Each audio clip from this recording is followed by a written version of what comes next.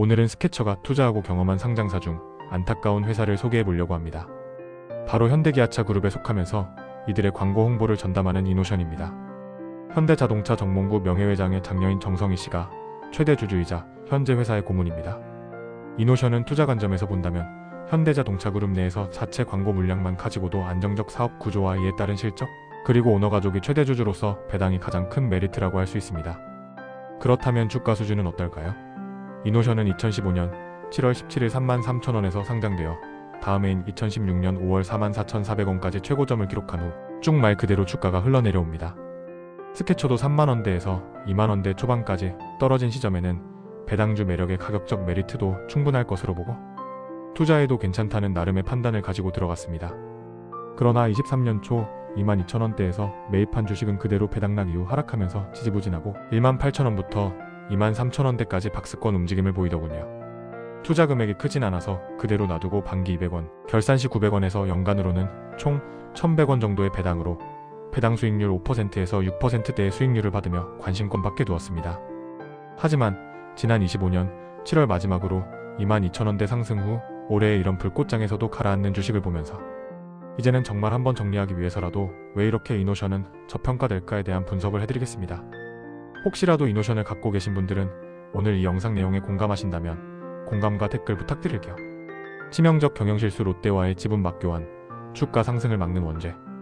이노션의 주가가 흘러내리기 시작한 것은 회사가 아니, 정확히는 최대주주 정성희 고문이 과거 롯데그룹 계열사 중 하나인 롯데컬처웍스와 진행한 지분 맞교환 사건으로 거슬러 올라갑니다. 당시 재벌 대기업 집단 내 계열사 간 일감 몰아주기 등의 불공정 행위에 대한 공정거래법, 규제 대응과 나름 광고업과 영화업 간의 사업 시너지 기대라는 두 가지 맥락과 명분에서 지분 맞교환이 이뤄졌으나 실제로는 의도된 효과와 달리 주가 상승의 걸림돌로 작용하고 말았습니다. 지분 맞교환 배경과 구조. 2019년에 정부는 대기업 내 일감 몰아주기 규제를 강화하면서 이에 대한 규제 회피 방안으로 상장사의 대주주 지분율이 20% 미만일 경우 이 규제에서 면제되는 요건이 있었습니다. 이에 선제적으로 대응하기 위해 정의선 고문은 자신이 보유한 이노션 지분 27.99% 중 10.3% 206만 주를 롯데컬처웍스에 넘기고 대신 롯데컬처웍스는 신주 13.6%를 정의선 고문에게 배정하는 맞교환을 단행했습니다. 두 회사는 콘텐츠, 광고 등 4대 사업 분야의 공동투자 시너지 창출도 내세웠습니다. 2019년도 당시엔 영화산업이 정점을 타다르고 있을 때였습니다. 바로 코로나19가 발생하기 이전으로 한해 CGV, 롯데시네마 등 영화관을 찾은 관람객은 연인원 2억 명 이상이었죠. 예상치 못한 코로나19와 꼬여버린 스텝. 문제는 2020년에 코로나19가 터지면서 영화관이 아예 문 닫을 정도로 되고 이후 롯데컬처웍스의 IPO 상장 실패와 기업 가치의 급락이 발생합니다. 2019년 1,107억 원이던 롯데컬처웍스 지분 가치는 이후 444억 원으로 60% 가까이 하락했고 정의선 고문은 현금 보상 방안인 매수 청구권 행사도 큰 손실을 보면서 할 수는 없어 사실상 투자 금액의 회수가 불가능해지고 투자금은 묵혀버렸습니다. 이노션은 6년간 약 246억 원이라는 멀쩡한 회사의 배당금을 정작 주고 싶은 오너 일가에게는 못 주고 엉뚱한 롯데 측의 유출만 지속되고 지분 매각을 통한 오너 일가 리스크 해소 효과 대신 오너가의 주주가 투자금을 회수하지 못하는 상황이 지속되어 주가 상승 모멘텀의 제약으로 되어버렸습니다. 이노션 기업 가치와 경쟁력에 대한 의구심.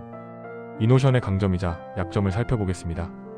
연매출이 2조 원대에서 안정적으로 유지되고 있습니다. 물론 현대기아차 및 계열사 물량이겠죠?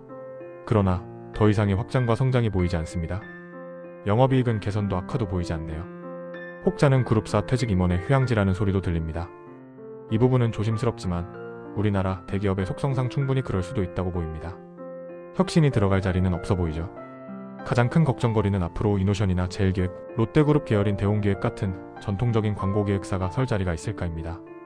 그룹사 물량으로 온실 속에서 안주할 수는 있겠으나 메타의 인스타그램, 페이스북 같은 소유자 중심 직접 광고, 구글의 유튜브 등 1인 창업자의 광고 시장과 수요는 이들에게 갈 수도 없고 갈 것 같지도 않습니다. 이노션의 변화 모색, 스케쳐의 투자 노트 방향.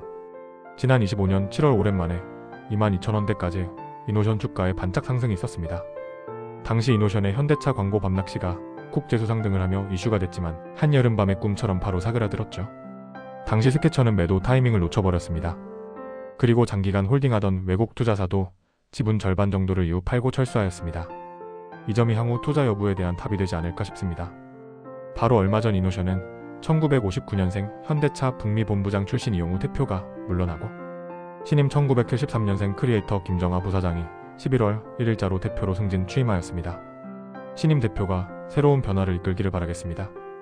그러나 거대한 메타, 구글 등의 빅테크 기업과 AI 물결 속에 전통적 광고 홍보 방식이 살아남을 수 있을까? 아니 성장할 수 있을까 모르겠습니다. 행운을 빕니다.